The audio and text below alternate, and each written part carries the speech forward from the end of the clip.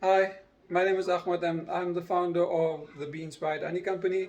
And today I'm going to show you my wax processing setup and how I'm going to turn this into this.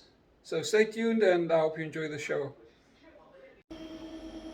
Good morning. It's Friday, January 21st, 2022, and these are the cappings from the 18 frames that I extracted, um, I think, the weekend.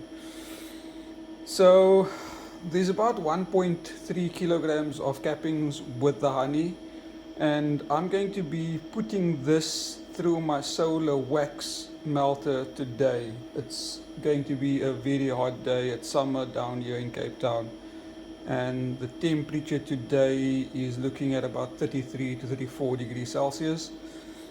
So yeah, it should be done by the end of the day. I've left this in the freezer and I've taken it out last night to just let it defrost. That will kill any wax moths or anything that might be in the wax still. So I'll be putting this in the solar wax melter. I'll show you what that looks like, and then I'll leave it for the day and go to work, and by the time I come back this evening I'll have some nice clean wax. So let's get started. So this is my solar wax melter. I built it myself, and then I've got a glass pane that I had cut up. So firstly, this is just a 45-liter storage box, a baking tray, and then some mesh fabric. You can get that mesh fabric at any fabric store. That was kindly given to me by Nazim. Thank you, Nazim, from the Sealed Nectar.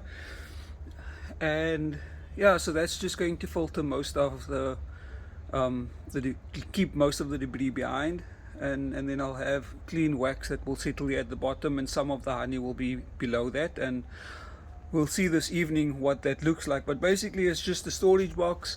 I've drilled some holes in the side so I can use these metal rods as a support so that I can bring the tray higher up. I'll take it out, show you. This is just a mesh, and that's fine enough to trap everything.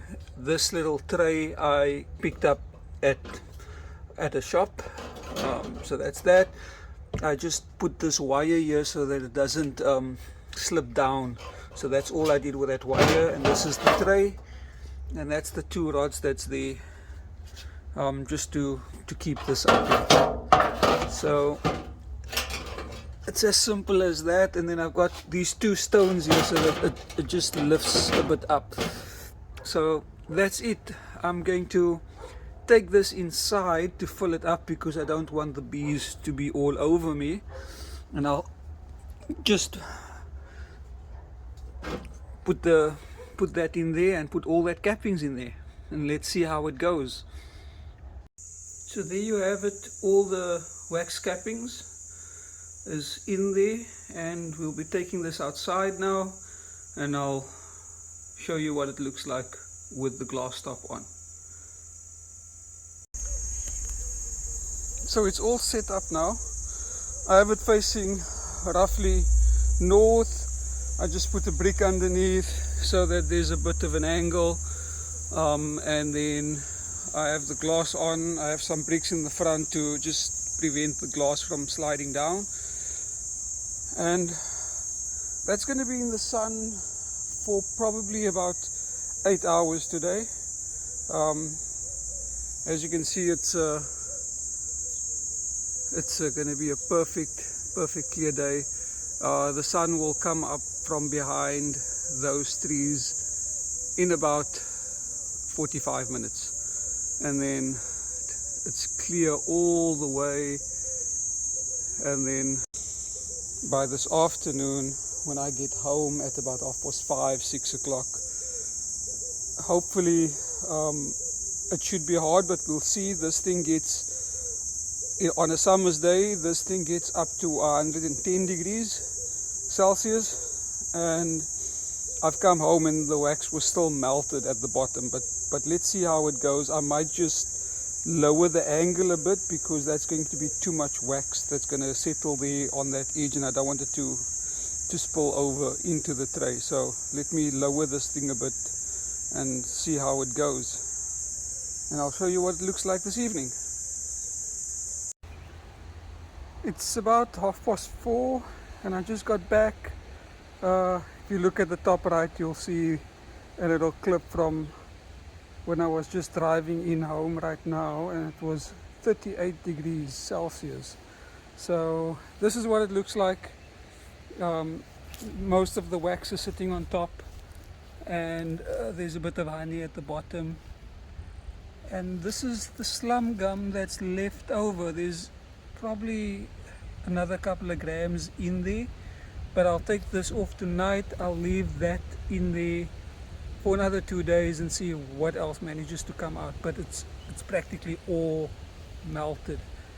So let's see what this looks like once the sun sets. It's been sitting here about 8 hours in the sun, full sun most of the day. You can see on the side there where it's in the shadow, even that is still melted. So this was fine, not moving it around, not turning it to face the sun, just facing north. Obviously if you're in the northern hemisphere you'll have it facing south, but yeah, for us here down in Cape Town, South Africa, facing it north and just leaving it there all day is fine. One thing I do want to say is that I'll probably only use this for my cappings and not really for comb that I get out of cutouts and things like that. That I'll just boil up in some water to get the wax out. But this is perfect for the cappings. So let's see what it looks like later on. So I've got this food thermometer that I'm going to just stick the point in to show you guys what the temp looks like. I don't want to lift the lid up too much, otherwise I'm going to lose all that heat. So I'm just going to squeeze it in.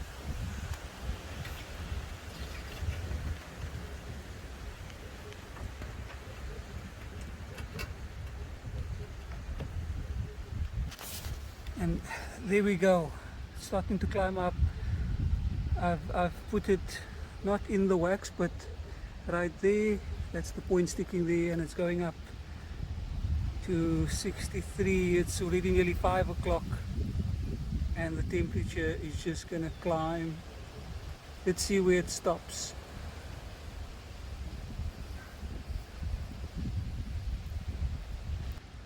It's gotten up to about 76, and I think it'll probably take another 10 minutes and it should reach about 78. It's past 5, so obviously the sun is setting, so it's not gonna increase in temp that much. But at the peak of today it would have reached over 110.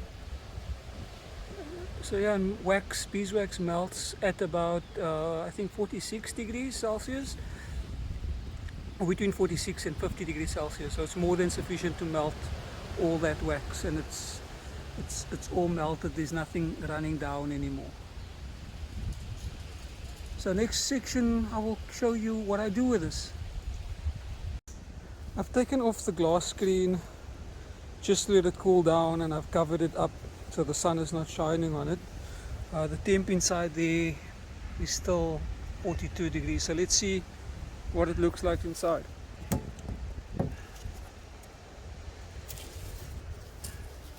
As you can see, it's getting hard. It's probably still very wet underneath there, or very liquid and warm underneath there, but in an hour's time I'll come back and I'll take that wax out and get starting on processing it. I've just brought it under the shade so it can cool down quicker. You can see there's still some honey coming out there. That's honey that came out from underneath, but this wax is still warm underneath this. And this mesh fabric really works well. It traps all the slum gum. Again, thanks to Nazim from the Sealed Nectar.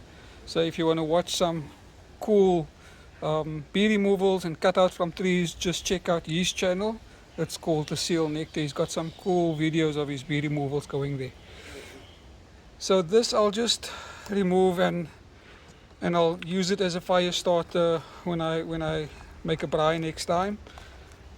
It's a bit sticky. There's a bit of wax still in here, but not much, and a bit of honey. So this is fine. I'll just crumble it up and use it as a fire starter when I do my next braai. You can see that it's quite waxy and firm. So there you have it. Next step is to weigh this and melt it down and do the final process before adding it to my mold. So let's get started on that. So we are back inside now, and as you can see, that's the honey there. I've actually tasted it and it's starting to crack as it cools down. Still, you can see the honey coming out. So that's all honey, all the wax is melted. I've got a little thermometer here. I'm just going to check the temperature. It's about 37, and obviously it's a few degrees warmer at the bottom. So let's get started. I'll grab a knife so that I can cut this up, and we'll get this out.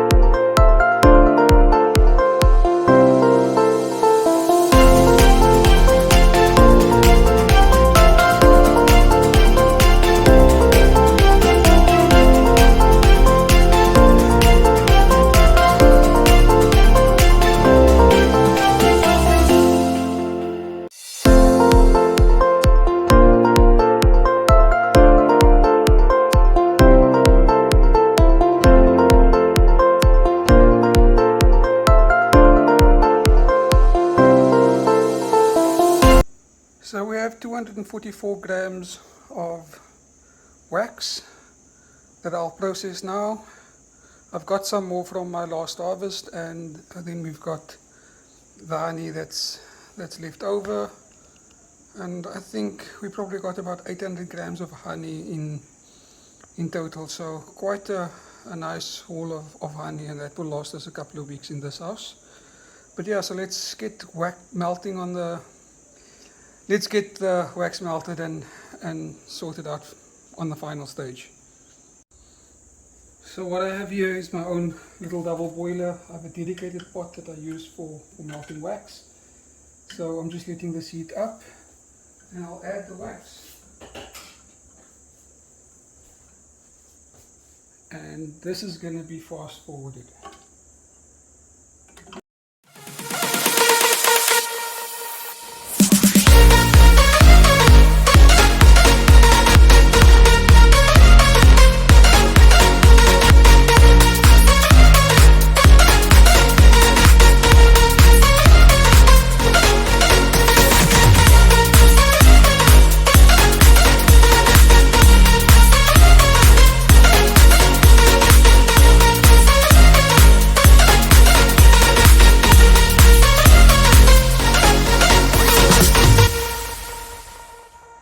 am using my phone to make this video, and for some reason it doesn't want to take long videos, but this has been 20 minutes and as you can see it's already starting to melt.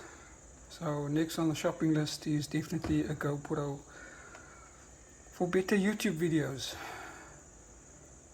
I'll be back in another 20 minutes and see how it goes. It's been another 20 minutes and as you can see most of it is melted. What you do want to do is not have the water boiling. It must just be a steady simmer. Otherwise you're going to burn the beeswax and you don't want to heat it too much.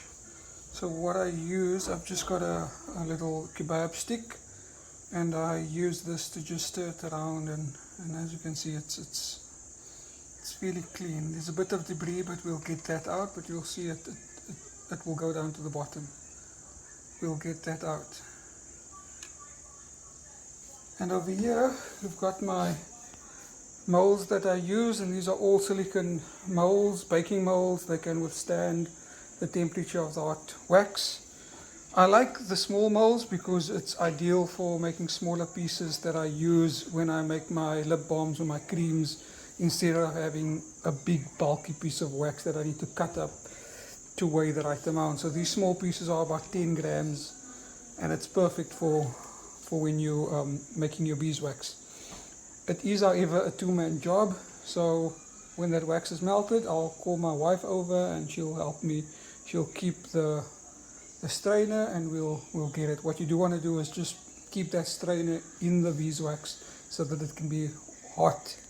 So when you pour the melted beeswax, it doesn't solidify as it's going through the strainer. But we'll be back in a bit and continue on this process. Okay, so we're going to start off with the small ones and then just work our way through.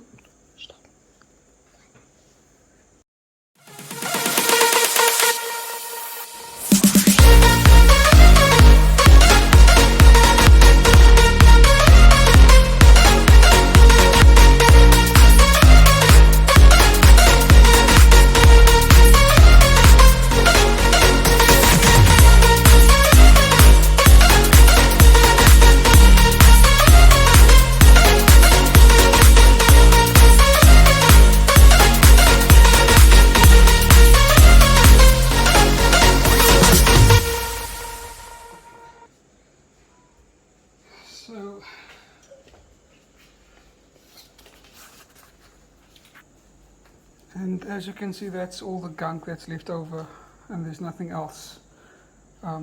All the wax that's on here that's dripped we will reuse. I'll clean up the pot, just take some tissue paper and clean it up. But there you have it. I'll come back in probably an hour's time and this will all be solidified and nice clean beeswax. It's been about an hour and as you can see they all are perfectly hard. It's a bit warm underneath, but they are hard. So I'll just take out one and as you can see it's really easy. Just push it up from the bottom and it comes out and you've got this perfect piece of beeswax. It's ideal weight and size for when I do my beeswax lip balm, my creams, my ointments. I don't have to worry about a big chunk of beeswax that I need to cut up. This is quite easy to work with. Yeah, so that's that one, and let's see if I can get one of these hearts out. Again, you just push it up from the bottom and it comes out fairly easily, and there we go. It's a perfect heart shape, and like I said, this heart is 10 grams, so when I'm working with my mixtures and making my creams and ointments and lip balms, 10 grams is perfect to work with. Let's see what this big one looks like. And again, it's a bit warm, but it's not liquid anymore. Just push it up from the bottom and we have a nice perfect clean piece of beeswax. It's not as yellow as the others because this is from the cappings, and cappings is basically virgin beeswax that they've made just to cap the honey, and it's the best wax to use for lip balms and creams and ointments. Not that the others won't work. So there we have it. I really do hope that you enjoyed that video. I will make more videos on how I actually make my lip balms and my creams, but it's that simple. Thank you for watching. Hit the like and hit the subscribe button and check out some of my other videos. Just leave a comment and tell me what you want to see, and I'll try and put that up as well. Thank you so much for watching. Bye.